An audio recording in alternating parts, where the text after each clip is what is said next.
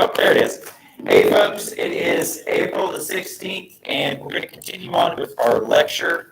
At least 4 slides. Remember, this is found in the Google Classroom as a PDF, and we're on political revolutions. But also keep in mind your project. I post that in the Google Classroom too. Make sure you work on that. That's due in a couple of weeks. And all that good stuff. Yeah. So just chugging right on.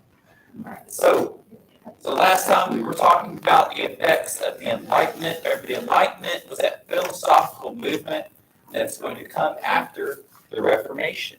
Thank you. And you want to? Yes. I can't wait till I'm talking about this. No. As soon as we're done with this, I give them. Except you anybody watching this, I can't. Hey, who do you think that is? Napoleon. Look at this! Don't you recognize what this is? Yeah, it's well, might be or Copernicus or but look here, this is the solar system, right? He's looking at the stars. He's not looking at like people kicking into the attic or whatever, all right. So we're going to step it back to something we read about in our book, Scientific Revolution. It's going to be that science is what's going to have even the philosophers and the political theorists and the economists looking for reason and evidence instead of just, remember what I said, referring to authority. If you believe something just because somebody else said it, then you live in the Middle Ages. And you probably should check that, right? Like smash your idols. Make sure that you understand that people might not be lying to you, that they might not know what they're talking about either, all right? So, it began roughly in the 16th century with discoveries that ancient Greek answers for the material world were often wrong or insufficient. They were brilliant. They had a great, deep understanding of the world, but if your premise, if your starting point's wrong, it's like math. If you're using the wrong equation, you're going to have the wrong answer. That's essentially what we have here with the ancient Greeks. They had the wrong starting points for things like what is matter made out of? What are stars? What goes on in a human body? Their starting point was wrong, so the end point was wrong. Following this period, what had been known as natural philosophy began to gain respect. What we call science today, they used to call natural philosophy, like the natural world around you. It had to do with anything from like space, physics, biology, medicine. It was all just natural philosophy. This is the study of phenomena. Phenomena happens to you, around you, all the time. Everything that happens and that you can observe is a phenomenon. You watching your hand write is a phenomenon. Just dropping a book, that's a phenomenon. A car wreck, that's a phenomenon. Began to be explained by empirical evidence based on observable evidence rather than theory or logic. So this is what we call empiricism. You see what happens, and you have to have measurable proof for its causes. You can't say that the reason that there's an avalanche is because there's like invisible goblins pushing down the snow. You have to have an observable fact showing what starts that avalanche. You can't just blame magic creatures, right? And that's like during the time of Sir Isaac Newton, he was part of something called the Royal Society. And they were the most brilliant people of England put together because the king wanted to know if folk magic was real. And so he sent these guys out to these villages to go question palm readers, tarot card readers, white magic healers, things like that. And they tested them against empirical evidence, and they found they were always wrong. And so that's where you're going to see the birth of science in England. During this age, the scientific method takes shape. So scientific method, you've learned this. Hopefully, you've reviewed it every year in your science classes, where you have a problem, you have a question, you research the question, See if somebody else found the answer. Then you form a hypothesis, a way to test it. You test it. You collect the data and you share the data, right? So that, roughly speaking, that's the scientific method. And it's all based on something you can observe and measure. If it's something you can't test, observe, and measure, it's kind of not science. It's kind of not science. There's things like that we have a hard time testing and measuring today that affect us. Especially things that happened so long ago, or cosmic stuff, or stuff that has to do with long-range changes in life or climate. You can't really test it because you can't just make it happen in a lab. It's too big. And that's why we have things like theories, scientific theories. A lot of people agree on it, but we can't test it. We can't empirically, scientifically test everything. All right, got 3 more to do after this. And remember, the thing is about progress reports. Progress reports, they can be inaccurate because they print them, like let's say if they printed them last night and a teacher adds grades in the morning, what's in Jupiter is most accurate. It's not frozen until the report comes. I don't know if you're going to get that in May or June. I don't know. We got those half days. Fun days. Could be fun. All right, let's move on. Yeah. I think this is in France. I think it's the formation of the Third Republic. For France, this isn't like the original French Revolution I was talking about. But, let's see. So, we talked about this in our books. This is a review. Causes of the French Revolution, 1789-1795. So this causes Louis the 16th experienced massive debt due to War of England and lavish spending. If you remember anything from your American history, who helped us out in the American Revolution? France. But guess what? When they helped us, it was expensive. The war, and they continued on the war across the world with England. They had reason to, too. They were humiliated in a prior war. But the thing is that was super expensive. It didn't do well for France. And so they had debt. And so they tried to squeeze the money out of the peasantry to pay it off. And it made them really mad. Many in France, influenced by the Enlightenment, and wanted political freedom and relief from heavy taxes. So you have these new ideas coming from the French upper class of equality, freedom, liberties, egalitarianism, but also new political systems that don't have anything to do with a monarch, nothing to do with a king, but everyone having their say. And of course, if you're heavily taxed, you're just miserable.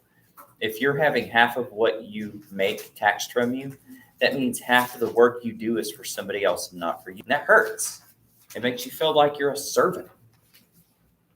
The king remember, their version of parliament called the States General, which demanded a constitutional monarchy. So he's like, hey, I need more legitimacy to make higher taxes. Let me call in my parliament. And the parliament's like, well, we're not going to say just whatever you want because we're sick of it and we want reform, we want change, or else. Well, he said no. So the king was put on house arrest, essentially. They tried to form a more modern government, but then the radicals took over. And the radicals led what was called, and they called their government the Reign of Terror, because they figured that if they could use fear could bring on the reforms that they wanted. Now, how do they make fear? By killing anyone who dissents. And so we see the birth of what we know as political murder. This is something that's going to be a plague in the 20th century called democide. It's when people is killed by their own government. The king, queen, and most nobility were executed by guillotines, as did many others deemed as enemies. And the guillotine, the guy who invented it, he invented it because he thought it'd be a more humane way to execute people, and that if it was more humane and if it was quicker And if it was a little more gruesome, maybe they'd do it less. Then instead, they just wound up just like churning these things out left and right. And they made a game out of it, They do things like they take somebody's head off and they hold it up to the crowd to see if the mouth and the eyes would still move and stuff like that. It's pretty sick. So yeah, the world was aghast. They're like, wow, look at this. You have a government based on fear.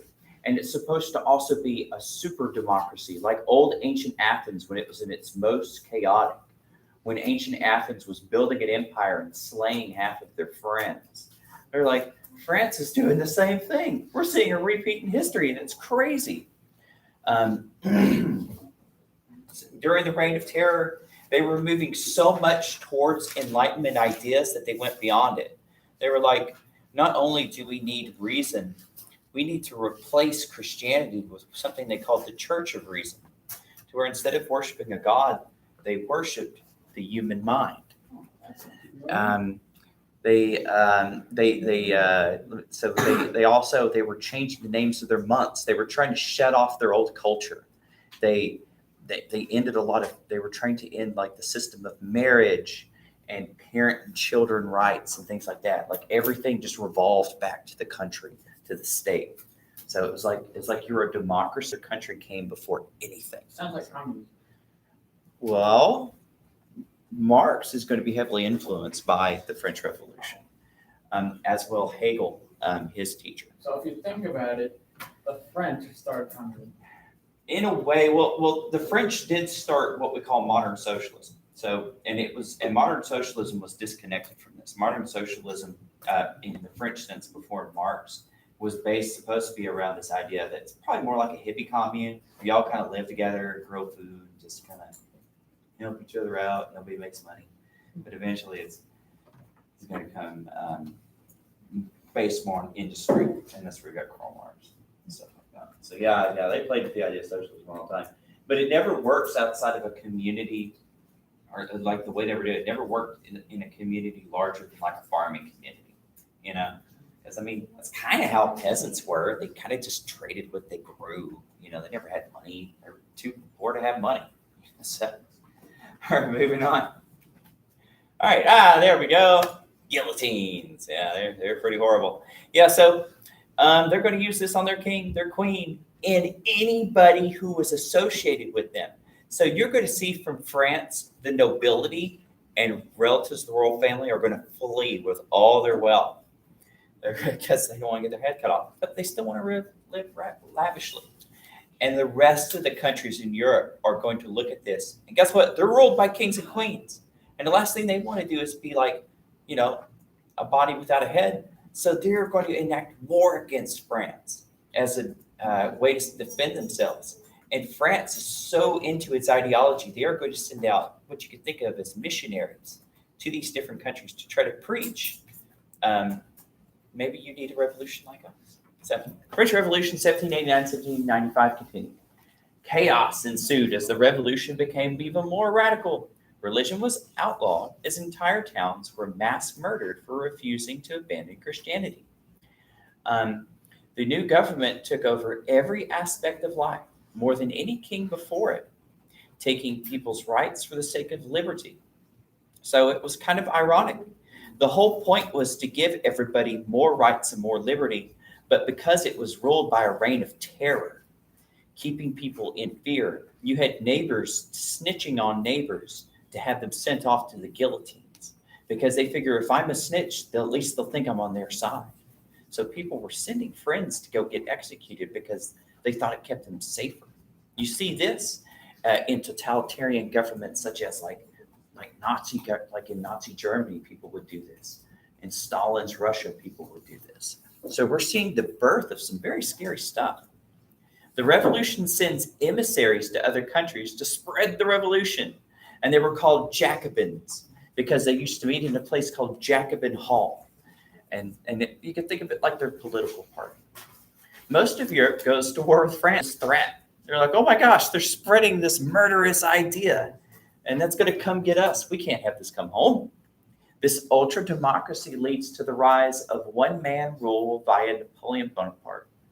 Karl Marx will be influenced by this, like we just said. So That's one of the strange phenomena of ultra democracy. Like when you just have full democracy, herds of people seem to always choose a strong ruler. And that's one of the reasons why you have to have laws to check that. Because democracy can be a great thing, but sometimes democracy always wants just someone to make the decisions for them, which is very anti-democracy. But we see this play again and again in human history. Ancient Athenians, in their democracy, they chose Pericles. Germany, like I was saying, chose Hitler. Here we have these folks, they choose Napoleon. Now, part of it, there was stability. There was massive, widespread hunger from the loss of essentially any country's stability. The wars were going terribly. They build an army and they just get annihilated. And they just wanted somebody to just, and he's going to reverse a lot of what happened in the revolution. But at the same time, in many ways, they're going to be worse off than when they had a king. In some ways, not in all ways. Napoleon is going to do some long-lasting things that's going to benefit France. But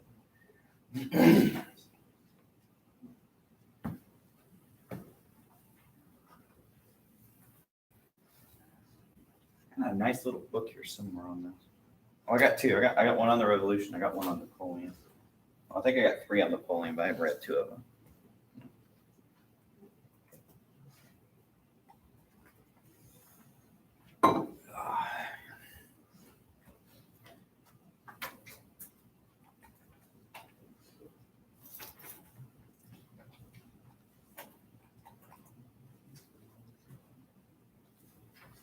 So, I mean, there's a reason why we go over this, though. It's because you'll notice that these things do kind of repeat.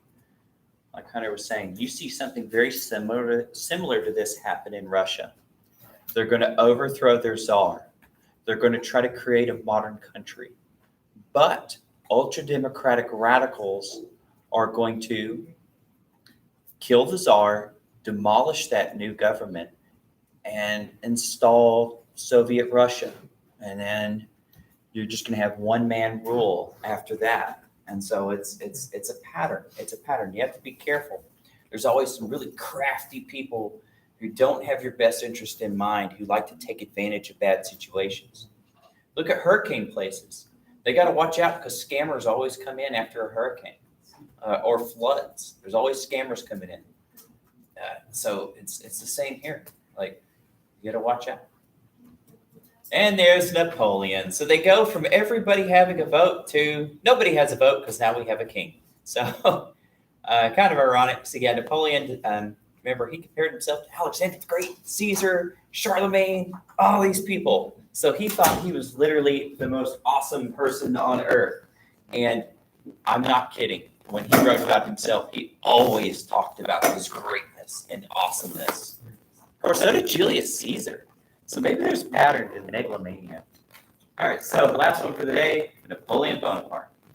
Though he was not a native Frenchman, he rose through the ranks of the French army, gained popular support. He started as an artillery officer in Sicily. And so this is during a time period when gunpowder and cannons like they used in the Civil War was just really developed. But he's going to revolutionize use of cannons. And because he's the guy who comes up with these new tactics, nobody else can keep up with him. So he demolishes anybody who comes across him. He's going to come back after winning a campaign in Italy, despite the rest of the French armies losing. He's going to come back to Paris, and while there's a riot going on, he puts down the French riot, and he uses cannons to do it. And for some reason, they had been living in such instability for so long, so much murder and starvation. People thought, well, I guess that's what we need. And people chose him to be in charge of the country. Now, it took a process. First, he had to share the power with a couple other people. But eventually, he worked his way into being the one guy, the emperor. He's going to become Emperor of France. He's going to re-legalize religion. And quite cynically, he's going to see it as something to help keep him in power. He made the country more efficient in a lot of ways. He was really big into structure, think like military structure and reform. Things have to work within certain patterns. And as long as we have that pattern and structure, it's more efficient and we prosper. He's going to create the Napoleonic Code for Laws. This is the set of laws that French and Canadian law. So any country that had like French-speaking people, they're actually still based on his idea of laws today, guys. Whereas like here in English-speaking countries, it's based on something called common law. And we'll talk more about that like in 11th grade. After annexing the Netherlands and Italy, he fought the Third Coalition, which is just a group of countries called Britain, Austria, Russia, Sweden, and Prussia. So he's fighting a world war in many ways. He was highly successful on land, but he lacked a good navy. And that's going to be his big Achilles heel, is that the British Navy is going to be very good at knocking down Napoleon.